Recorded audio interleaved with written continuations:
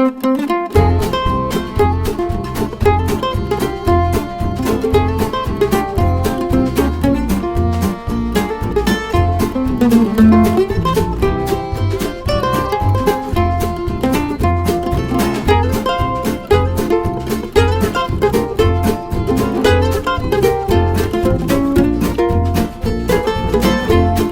up and let's get going. Us too.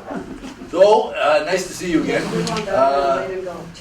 Since the last time we were here, we did have a pretty significant fire down on May Street about 2 weeks ago on I believe it was a Sunday. It was early in the morning, started about 7:30. We went to 2 alarms. We put it out, saved the house, kept it to one house. Unfortunately, we had 5 guys get injured that day. They are all back to work. Two of them got burnt, 3 of them just had musculoskeletal injuries, but they're all back to work. Also, since our last meeting, our rescue truck got involved in an accident and has been totaled. So that's gone. We won't see that rescue truck anymore.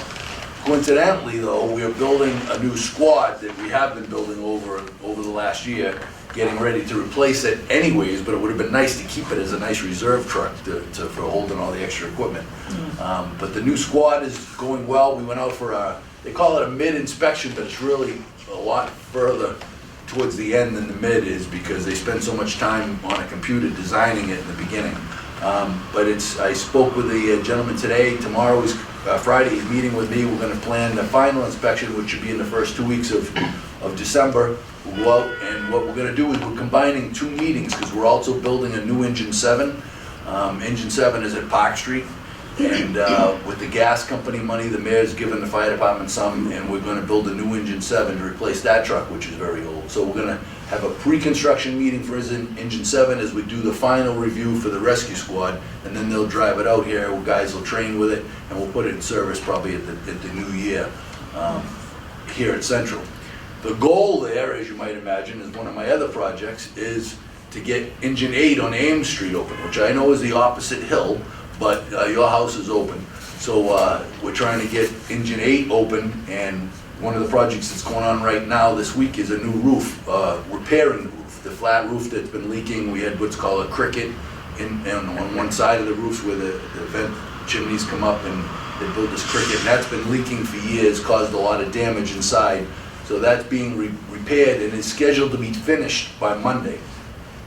Then we'll go into phase 2 of that station. We're going to clean up all the damage inside, try to get it a remodeled bathroom, the kitchen, the living quarters, and I want to have it open in the spring.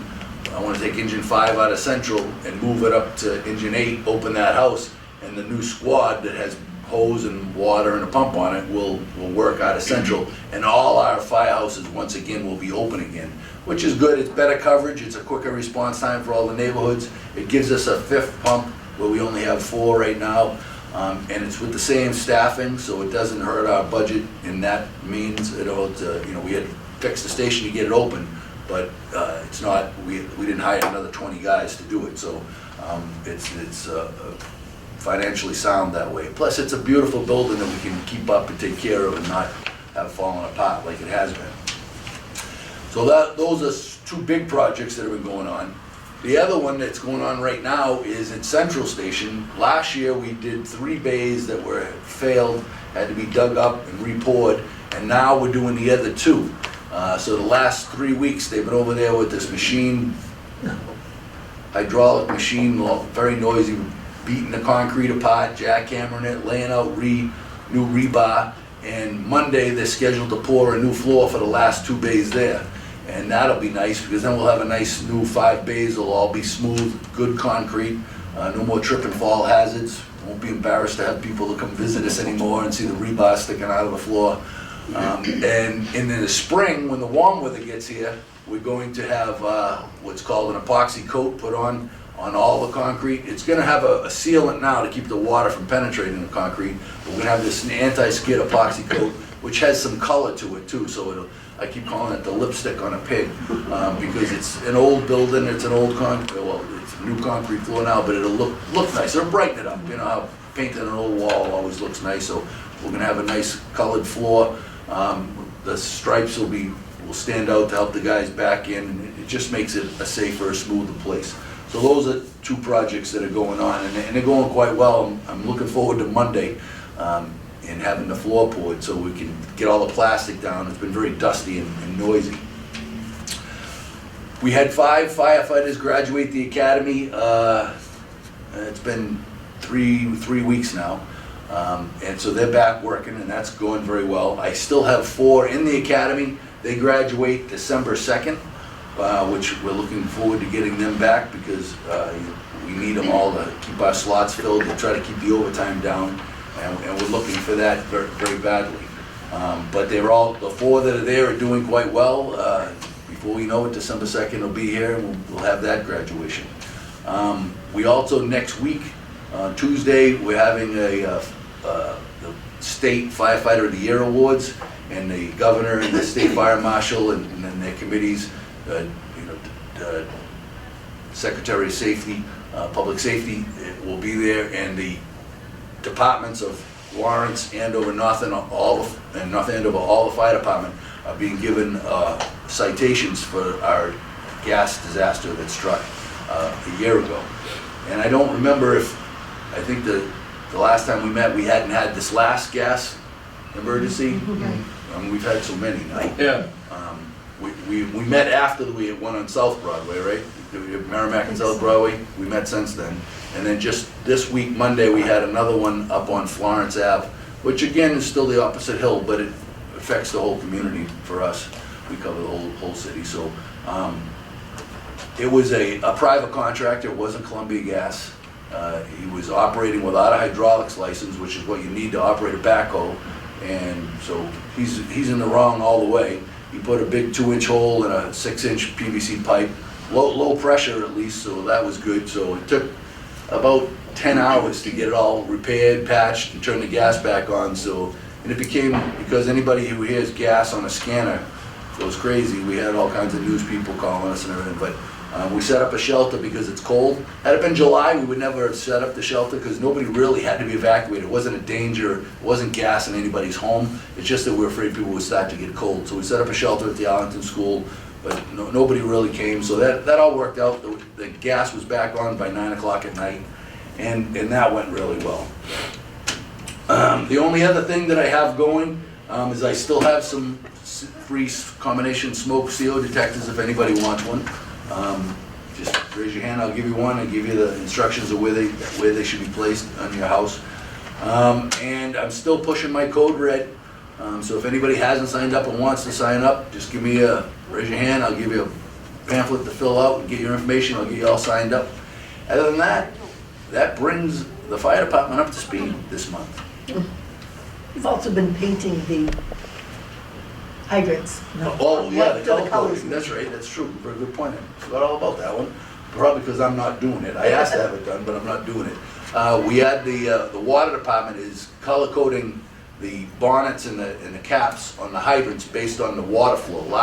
All last summer, they had a contractor out flowing the hydrants to see how much water you can get out. And it's based on the NFPA, which is the National Fire Protection Association's color code system. So now they're color coding the hydrants, which for us as firefighters, when we show up on a scene, we have a fire, and we see the nearest hydrant, we see the color, we know how much water we can get out of that hydrant.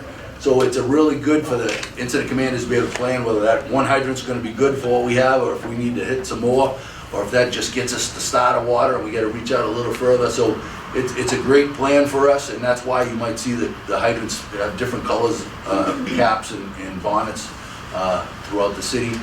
I think they're all painted. They actually found 12 hydrants that they didn't know they had when they were doing the painting, so they'll reflow those and see what they are. And I don't know where they are. They found them throughout the city, different spots that were missed on the maps. What do the different colors mean? It's based on the flow. Whether black would be a dead hydrant, they painted which.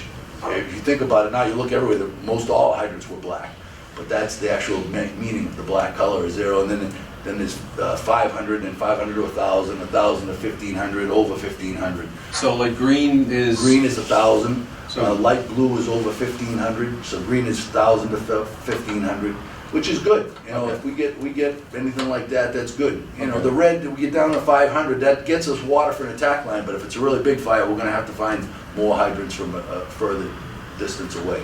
But that's been part of my plan throughout the time that I've been here. We've been trying to improve, one, the water flow and the reduce hydraulics in the fire department. We use hose, but there's a bigger hose, there's less hydraulics, less friction, less friction loss, so we get more water without as much effort. So we've gone to larger diameter supply line, different nozzles that don't take as much nozzle pressure.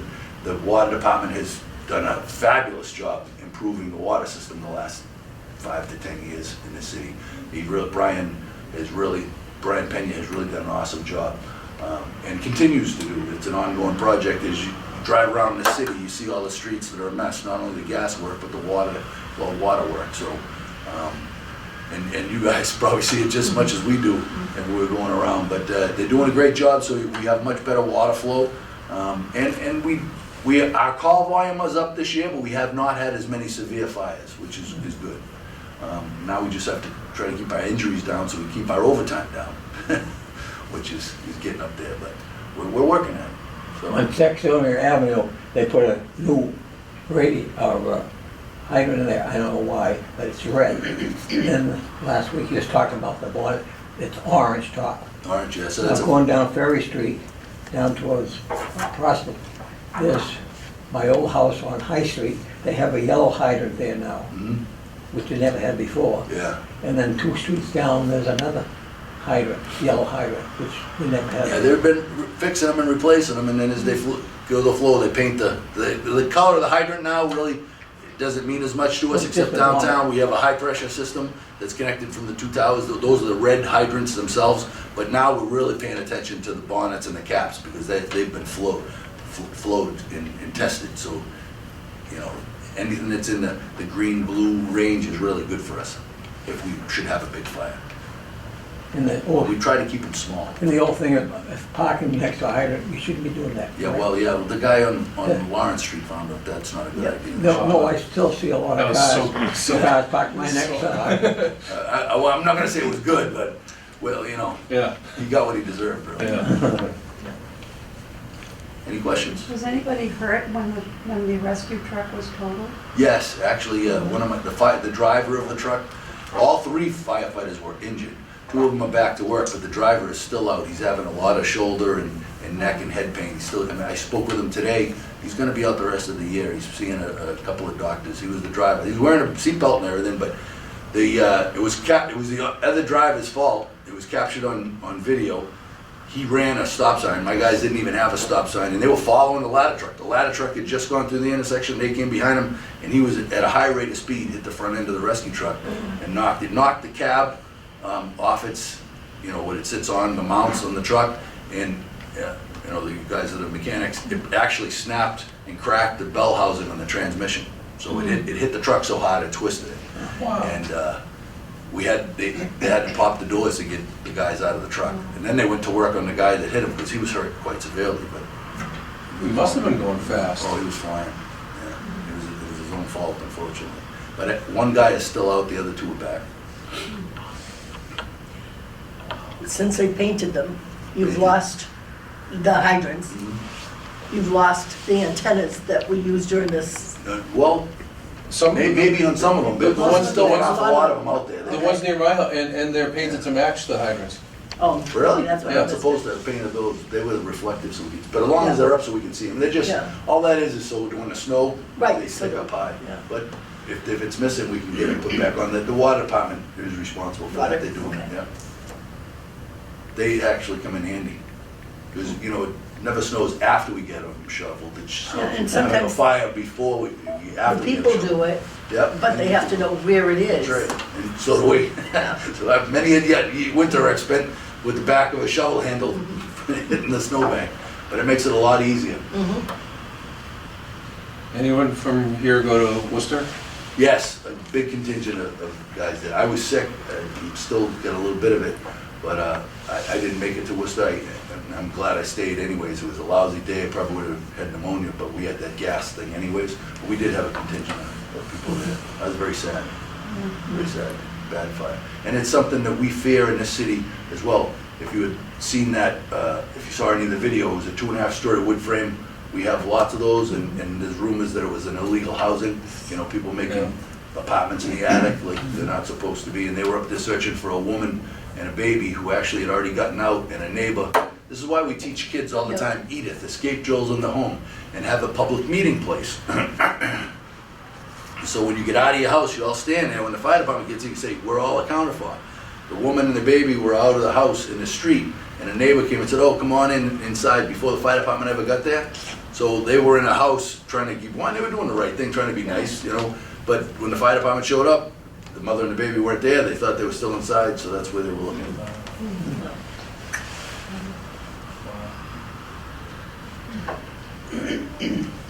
Well, I hope you guys all have a great Thanksgiving. You too. You too. Thank you very much. Thank you for coming.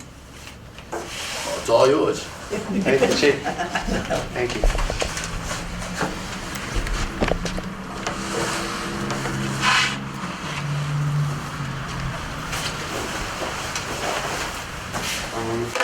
You do. See you. Bye-bye. Good night. Good evening, all. Hi.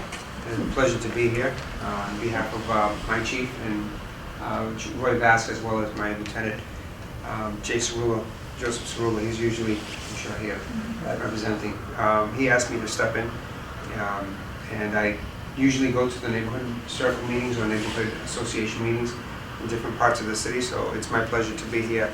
I think this is my first time with you. So do you want me to just go over basic information, or do you want to ask me questions first now, or there might be something of interest? Or I guess Tell me your name. Okay. you could probably start with the information and Very we'll good. ask. So my name is Abel Cano, like biblical, except it's the other way around, right? Cain and Abel Cano.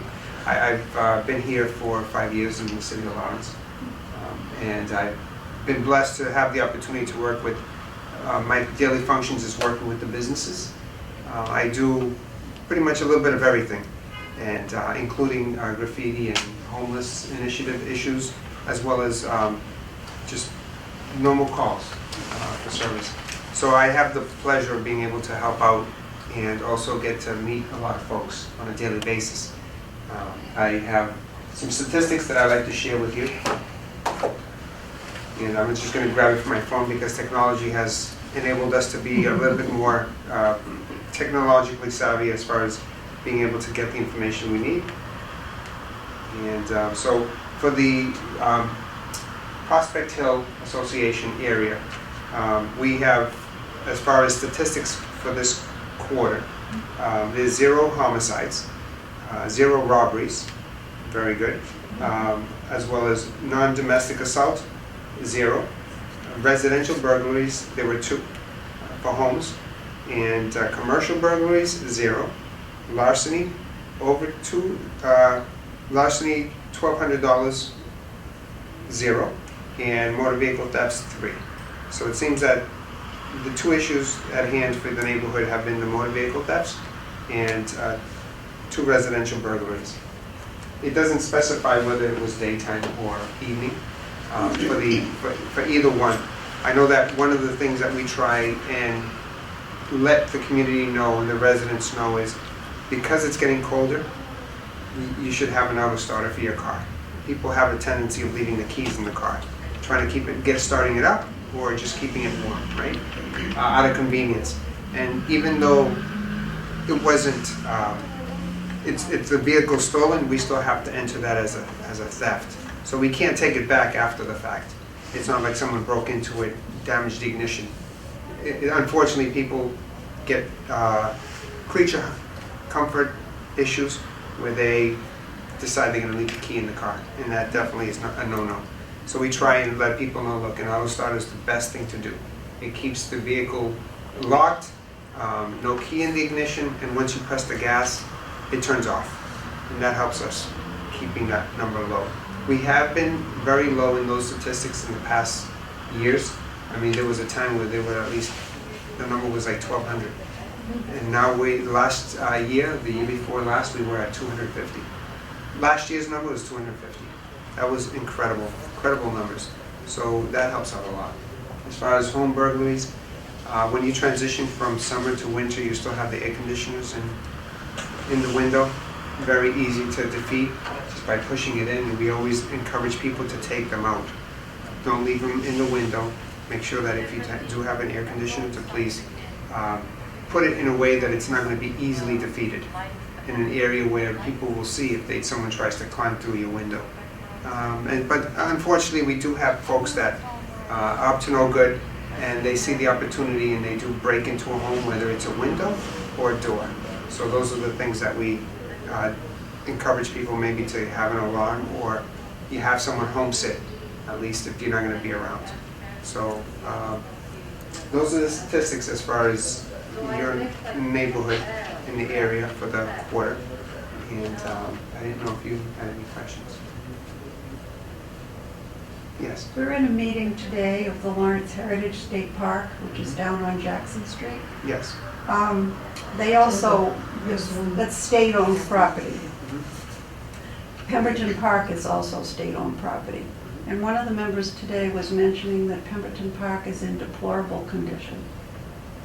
Is there any way of having some police presence down there? Or I guess it's the homeless people that are causing the problem. Am I right, Arlene? Mariah? Was Arlene? What part I'm of not the, hearing very well. I talked about the Pemberton Park conditions. Oh, yeah, yeah. well, when, Pemberton Park itself is the trail along the river, not the parking place, but I guess it's the trail along the river that's been trashed and can't So- keep up with it. I can speak for myself. I've been there numerous times, trying to encourage folks to pick up their belongings and move along. We do try and move them along, but they come back.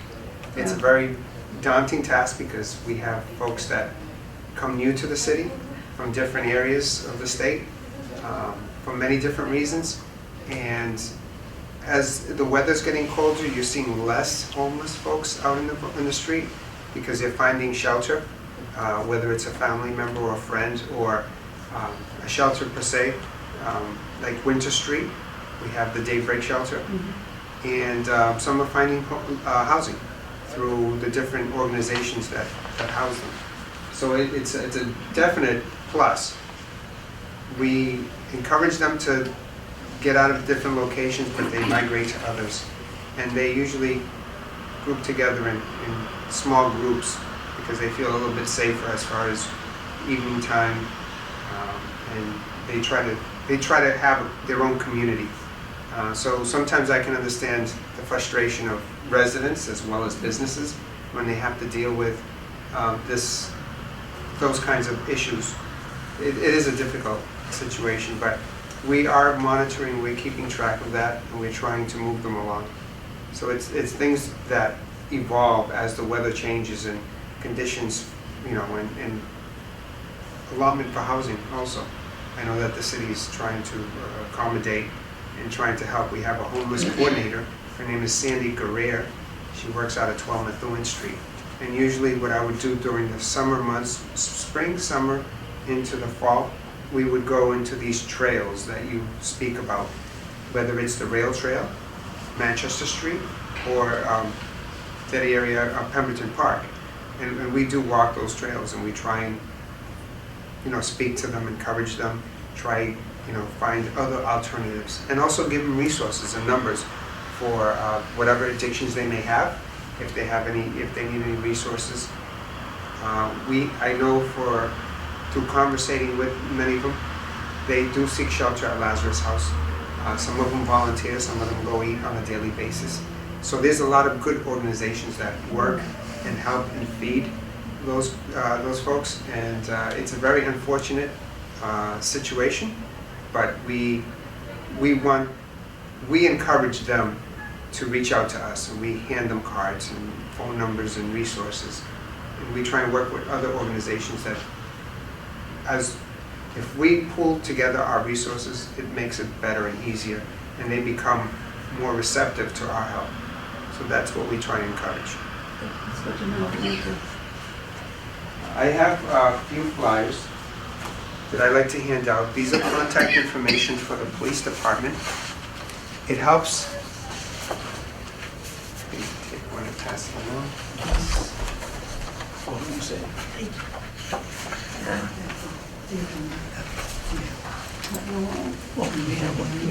So I'm going to briefly go over this information, which will be a little helpful. The idea behind what I'm going to share with you is this. We have different informational resources that are very basic and general. Because of technology, we've been able to do a lot of different things with it. So I wanted to share with you so you can share with other That's all right, David has one. We have doubles. All right, he has it for me. with other folks that may not know. One for Okay, us. so everyone knows 911, and the purpose for 911 obviously is for emergency services. Whether it's a police officer, whether it's an ambulance for medical emergency, or fire for the fire department, you reach out to them. When you dial 911, if it's from a home or a business, you get the address. We'll know where it's coming from. That 911 call comes to the police department. So immediately it comes on our computer screen, we'll get an address, a name, and we pretty much know where the emergency is being called in from. However, we need you to articulate and explain what is it that that's going on. So it's really important to, the first thing that the operator will say is 911, this call's being recorded. Well, let's say Lawrence Police, right? For Lawrence, this call's being recorded. What and where is the emergency? The reason is we need to confirm that where you are, that's where the emergency is. And then what kind of emergency is it? Is it fire, violence, or medical? And we try and get those resources right to you. So we'll transfer the call, we'll get those services right to you. Sometimes people delay, and many times that takes away from the response. But as soon as you see something, it's that model, right? See something, say something. Right away, give us a call. If you think something is an emergency, dial 911. However, we also have a non-emergency line. It's our business line. And that number, with that number and a different extension, you get a different department, right? So our main number is the second number on this list. It's 978-794-5900. You can save it on your phone in case you don't have an emergency and you have a question or a concern, or if someone needs any services that don't require an emergency. Extension number 1, that's the one for the dispatcher. Able to reach anyone 24 hours a day, 7 days a week. So that's the second number. The third number with that same non-emergency number is for the chief's office, 640. So if you were dialing that non-emergency number and you put extension 640, you get the chief's office. You get to speak to Teresa, who could probably schedule an appointment with the chief. So I'm sure he'd be happy to hear from you. And so it's always nice to be able to hear whether positive or negative responses from the community. Because we, first of all, want to know that you are, if you need something, we're here for you. Whether it's fire, ambulance, or police. With a different extension, 506, you get the patrol division supervisor. So the reason why we put those numbers first is for service. So let's say you go to a store and you're not happy with the service you got. Well, let's say you call the police department and they take a long time or they never show up. We like to let people know, hey, I called for service and no one showed up. What's going on? You can call the supervisor, the patrol supervisor, and say, what happened? Supervisor will go and check it out and try and figure out what went wrong, right? That's the idea, right? Or checks and balances. You talk to the chief after you speak to the supervisor, hey, nothing ever happened, no one ever showed up. And he'd get right on that, take care of it. So the idea is to have some checks and balances and for you to feel that you have, basically the eyes and ears of the department, right? What did you say extension 1 is again? Extension 1 is for the dispatch center. Okay. Yeah. So like 911, but without calling 911. Right, so that's for non-emergencies. And everything that has nothing to do with, no emergency response. Okay. Let the call can wait. Yeah. Okay. Now, Now, you there can't is use a your cell phone, difference. right? There is a difference between calling from a cell phone and calling from a house number or a business. So a house number or a business phone has a line attached to the wall that goes to the telephone pole, right? You have to, basically register and pay for that phone, that line. A cell phone is mobile. It goes with us everywhere. Car, if you're walking the street, you go visit a friend or a neighbor, you're in a building, right? So there's no line connected to it. So what happens with that phone is it uses a GPS. And the radio wave towers, cell phone towers, right? It gets that reception and it goes to Danvers. That's where the regional center is. From there, the regional center picks up the 911 call. And they, in turn, transfer it to us. So it's a little different. There's a little bit time delay, but it's always important to make sure that you articulate your concern and what is the emergency. All right? So I'm going to skip a few of these numbers because those are things you can read on your own. I wanted to let you know that nowadays, because of technology in Massachusetts, we're able to text 911. So let's say you find yourself in a situation you can't speak. You can text 911, and that's really important to know. At the middle of the page, we have loud noise at lawpd.com. How many of you have emails? Emails usually generate or start with your name. It identifies who you are. And you want to communicate with someone through a computer or your cell phone and email someone, right? So in order to, what's special about emails is that it's free for the most part, right?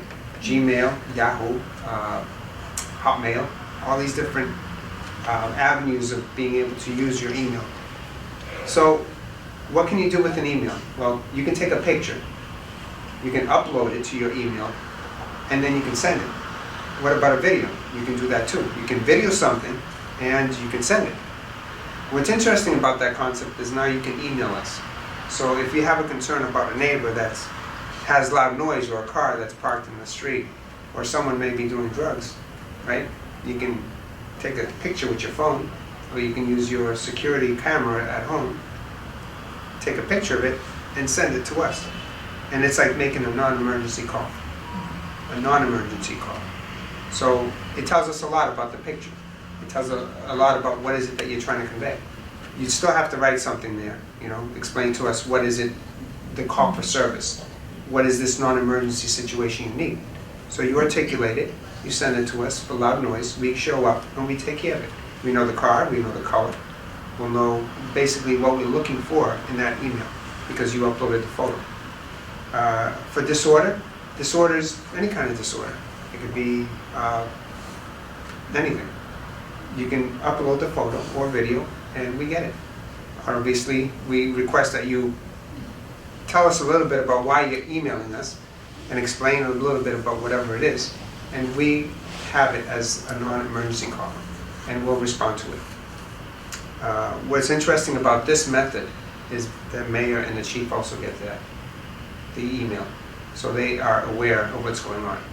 And in a non-emergency call, that goes to the police station. Although they, you know, if they inquire, they're going to know. But it's a great way of communicating. And again, technology gives us that opportunity. We have the next, which is a Texta Tip. Texta Tip is a great service. It's immediate where we get it, but we don't react on it right away. We usually use Texta Tip for situations where there's a building and they're selling drugs in it. Or maybe it's investigatory, where there was an accident in front of your house and it was serious, and perhaps we need some information, part of a plate, the color, the make, maybe you saw something. Everyone texts a tip, they use it, we get it, we put it, it's like a jigsaw puzzle, right? Everyone participates and we get information, that way you don't have to worry. Police coming to your door, hey, I see sometimes the newspapers and the reporters going to people's doors asking questions. It's a little intimidating because you don't know who's looking and sometimes you're afraid. So we understand that. And that's why Texta Tip was actually created, to try and give us an opportunity to be anonymous, for you to be anonymous, for you to be feel confident and be able to give us information that you otherwise probably wouldn't have because of, you know, retaliation or something like that. Many of us live in a building. We have neighbors, and sometimes things get a little spicy, right? But that's the idea.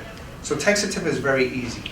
With your phone, you put the 6 numbers that are on here in the column where the contact goes.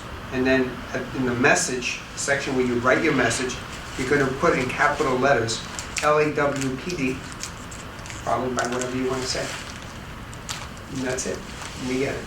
The last is the website for the police department. We have tons of information. We encourage people to actually take a look at it. When I go on it, it's tough to get out of it, just because there's so much, it's actually fun to see and watch. So there's at the main screen, there's a police car, and then at the bottom of the screen, there's this round patch with the city seal. And right there, you'll see it says 2018 annual statistics. So you click on that, and you'll get everything and anything that you want to know about the police department, what we did. Very transparent, all and everything that we did for that year. And it's really interesting to see the numbers and statistics and how the crime has reduced and gotten better. And with the city cameras all over the place within the city, it's been a great tool. It helps a lot. Your calls to the police department has helped a lot.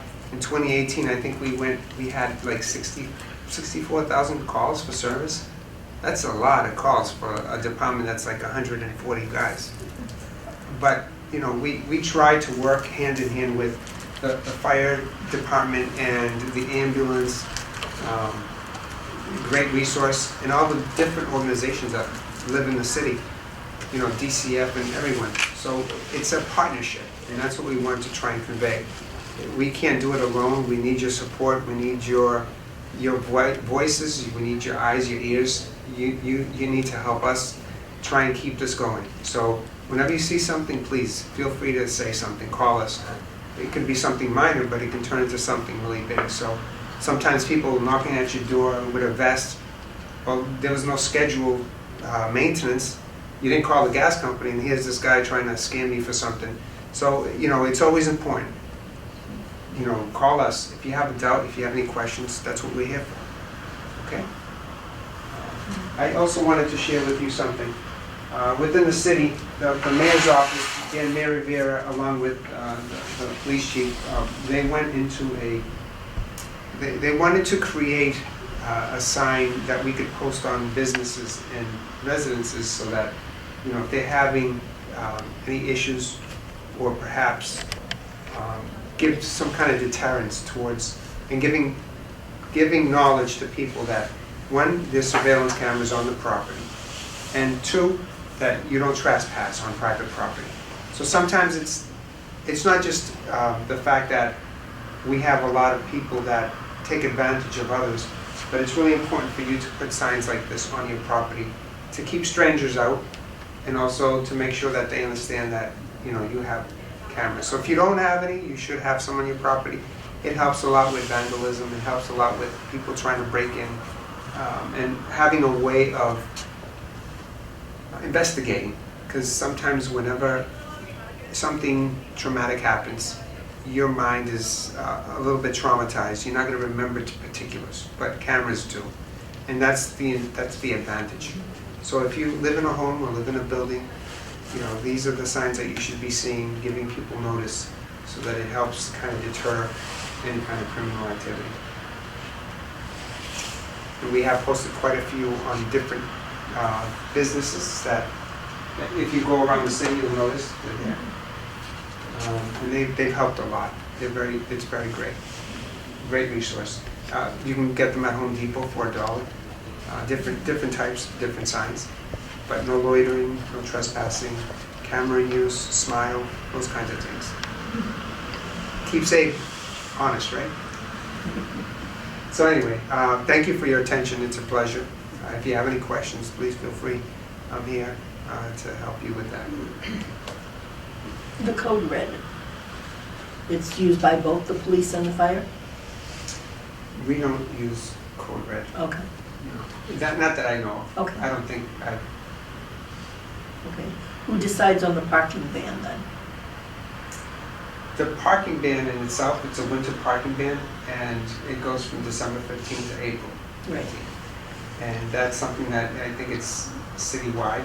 Mhm. It's something that's decided depending on where you live, the street that you live on. You'll either have no parking, you will have parking, or alternate parking. It depends. That in itself is something that you work together as a neighborhood association, reaching out to your city councilors and working with them to see how you can adjust whatever issues you have with that. I'm not sure if I answered the question. Yes, but- no, you did. Okay.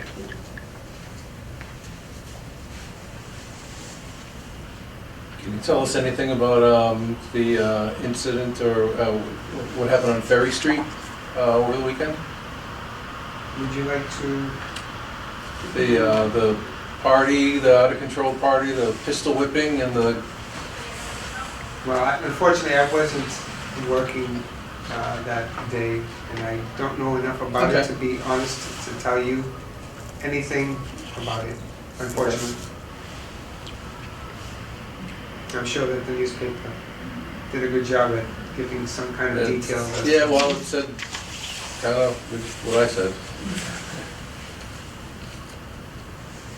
But in the next neighborhood meeting, I'll make sure I'll let, It's either not a I'll big, find out or, that's not a big deal. I just didn't know if you had any. By that point, we'll forget. I had already forgotten until my mother reminded me. Home and we didn't hear nothing, because we were right near there. Yeah, I didn't hear a single siren that night. And normally they always wake me up. so I could continue if you like, that's okay. So we've grown within the department quite a lot of new folks, new officers, new cadets that became police officers in the last 4 years. I don't exactly know the number, but just on the 10th, I believe it was, of this month, 10 new officers just graduated, and that's a great feeling to know that they look younger every year, every time we see them. Maybe it's because I'm getting older, but it's great to see the numbers grow within the department, and it's great to see men as well as women joining the force, and it's a great addition to the department. I know that we're growing in a very positive way. I know that they're very eager and they're they work very well, fast learners, and you'll see them out on the street. Many times we're reactive, right? Because we wait for the call. We try to be proactive. But if you do see us, please wave to us. Even though, it's in transition, we really appreciate what you have to say. And sometimes I work with the businesses, and sometimes they go, until you started doing this, we just saw policemen go by in cars, and they never stopped, and they never stopped to talk. I think I understand that idea behind that. It's just that we go from call to call to call. And sometimes having someone that can just stop in, check on you, say, hi, how you doing? It's kind of like neighborhood policing, where you would be able to go from house to house. But the city's grown so much, and we have so many residents, it's not quite possible, right, to go to every home. But I encourage people, and I always say, look, if you don't like something that's going on here, then create a neighborhood association meeting. Be part of something and start something new. Usually the chief comes to the meetings, or the mayor, the fire chief, different head of directors of organizations within the city show up. If you have a concern, let's talk about it, let's get it done. And that's the way we get things going. And I think that's a very important, even city councilors, they play a really important role. And how many people have actually taken the opportunity to go into a council meeting? But that's where you get to say, or at least ask, how can you get services? So it's really important. So I'm very happy about that. And we have the graffiti removal. I'm sure that some of you have seen that some of the shops or some of the stores or properties have been cleaned up a lot. We had an initiative through the mayor's office and the DPW where I would go around and get the form signed and have the business allow us to go ahead and clean the graffiti. It made a big difference in certain areas, in certain streets where this lettering or vandalism is cleaned up and it looks nice. It really makes a difference. So, hopefully after this winter, we're gonna start the initiative all over again. I'm looking forward to that, and I'm hoping that we can do more properties than we did this year. That's what I'm hoping. We have 2 new surveillance vans. The older one is a van that has cameras on the top of the roof. We got 2 new ones, and they're pretty nice vans, good condition, and we started deploying them out in the city. That's for areas where there's concerns of some kind of strange activity that could be going on. And if you have some situation in your neighborhood, you can reach out to us, you can reach out to me. We can work at getting in certain spaces, locations, so that it's more effective in trying to give notice to people that are up to no good. Hey, we're watching you, we're here, and it helps a lot. Are they cleverly disguised as ice cream trucks, or are they really? No, they're actually Okay. big vans, and they say They say, surveillance Oh, van, okay. Lawrence Police. Yeah. It is very noticeable. Right. So it helps a lot. It does, within its, I think that you're the most important part of this equation, where you have to let us know, because you're there all the time. So if there's something that's bugging you, let us know. Yeah, we had the old van on our block. I don't remember how long ago, but it was there for a couple of weeks, and it would get kind of quiet for a while. It was nice. It was nice, right? Yeah. So that for us, I mean, when things like that happen and you get back to the chief and you let him know, that's the good opportunity to say, hey chief, thank you. Or we like to hear the good. Many times we don't get that. The problem gets taken care of, and that's the end of it. No one says anything. But it's good to hear the good, because there's a lot of good that happens here in Lawrence. There's a lot of good things that go on. A lot of activities that young kids do. There's a lot of activities that older folks do. And when we hear that, we know it's working. If we don't hear from you, we're not sure. We're hoping it does, but it helps a lot. what about the drone program? The drone program was initiated this summer, Okay. and I don't participate in the drone program, but I know that my coworker Eddie Ainoa, she's being trained in the drone, Okay. and she's very happy about it. She likes it a lot. I haven't participated enough to be able to give you any feedback on it. Well, no, we had been told they had to be certified. Mhm. You can't just say, I want a drone, and they're Right. deployed. Right. You have to be certified, so we were wondering, has that training taken place, and are they able to use them? I can get you that It sounds answer like for the next meeting. Okay. And I believe she's in that process because it's been in transition, Mhm. so I think it's moving along very smoothly. I haven't heard anything negative about it as far as certification and things like that. So I think it's going as planned. And it's a very, very new program, Mhm. something that is truly amazing. So I think that it's moving in the positive direction. Along with all the cameras that we have in the city. We're moving into different phases within getting more cameras, so it's very helpful. I think it's great to have things like the cameras and even things like being able to email and text, and great to have the new vans, the new surveillance vans, and the ice cream trucks, and all these new things. I think I think everything is really good. I think I don't see how there's any bad that can come from it. Right. I I think that what we're trying to create is having the community come out and get to know us and get to know each other. Because when you create a community where they care for one another, they tend to take care of each other.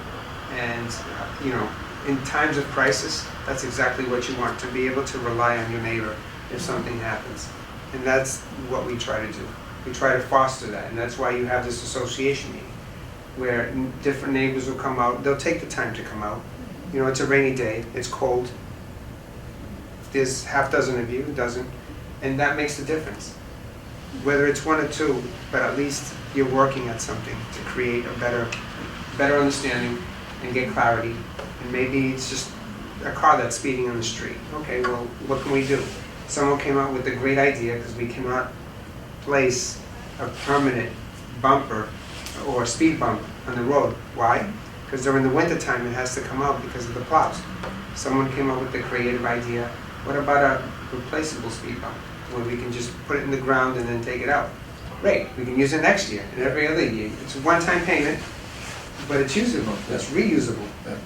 It's fantastic, and it was, seeing it myself as a police officer was great, because I'd see the cars flying to a certain point, but then they have to slow down. Yeah. And it kind of, now I go over and I go, wait, what was the speed bump? I can actually remember where the speed bump Right. was. And it slows me down mentally, Yeah. automatically. So it plays a psychological role, but it's for the better. And I think that it helped a lot. This was the first year initiated, and it was fantastic. Yes. You might be interested in knowing that this group used to do a lot of graffiti removal in the city. Really? This gentleman behind me was the instigator.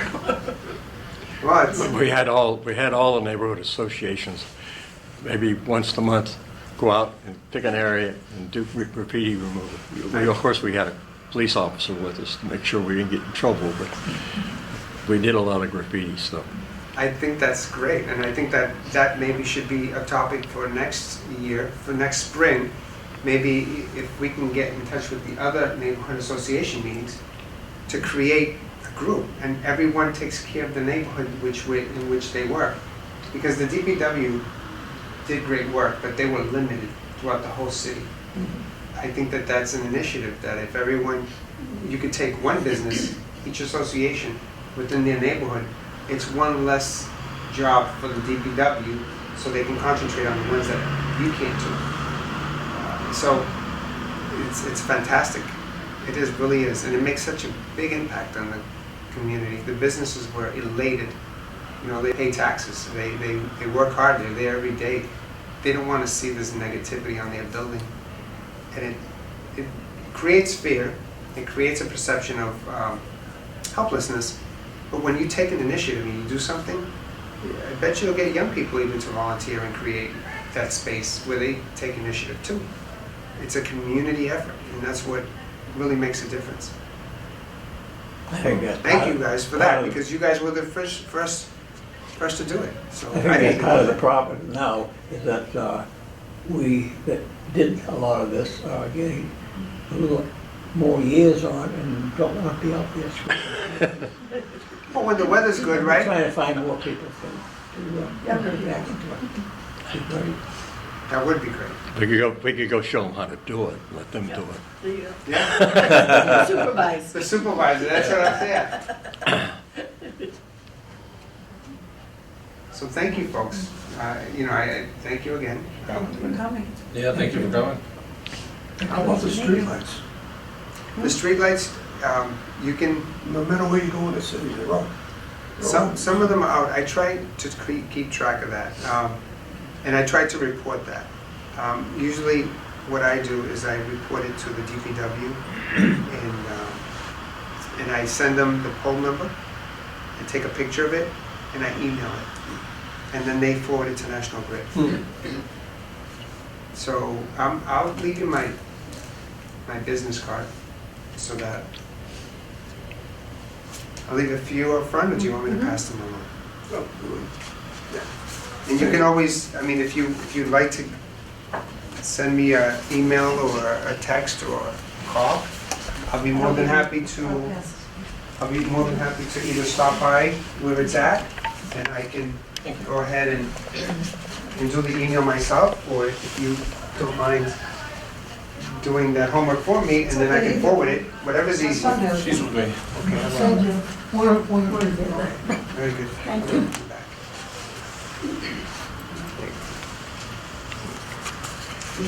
Okay, very good. So my email is on there, my phone is on there, my cell phone. If it's an emergency, you have to call 911. I always encourage you, 911. An emergency, Calls now. my wonderful comrades, my co-workers, they work very hard, and I can't tell you enough. I'm very grateful for them. They, some of them are superheroes, I tell you, and for me. And I know that I wouldn't be able to do this job without them. and I wouldn't be able to.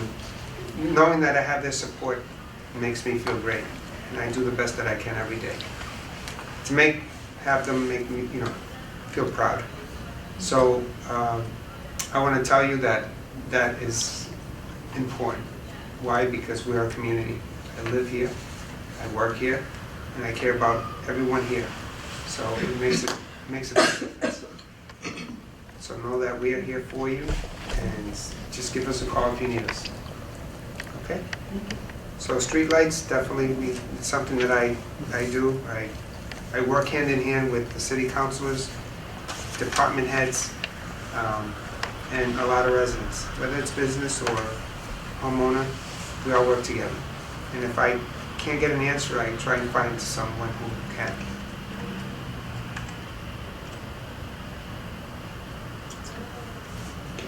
Thank you. All right, thank you.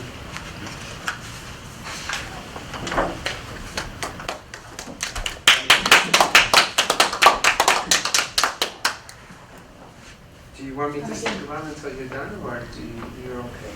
You can also report a street light out to National Grid's website. Yes, you can. And the good thing about emailing that is you have a track record. Right. And you can keep on track of them. Depending on how much it affects you, you can do it daily, you can do it weekly, you can do it monthly.